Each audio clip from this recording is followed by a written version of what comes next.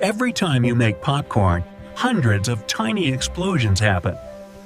But why? Each popcorn kernel contains a tiny drop of water hidden inside a hard outer shell. As heat rises, the water inside becomes hotter and hotter.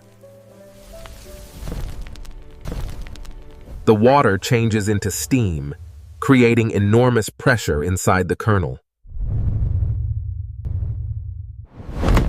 Eventually, the shell can no longer hold the pressure and suddenly bursts.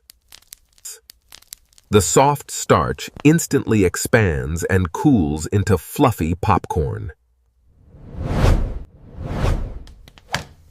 This process repeats hundreds of times inside the pot. Some kernels never pop because they contain too little water or have damaged shells. The perfect popcorn kernel contains just the right amount of moisture for a perfect pop. Manufacturers carefully control moisture levels to make popcorn pop better. A popcorn kernel can reach pressures nearly 9 times higher than a car tire before bursting.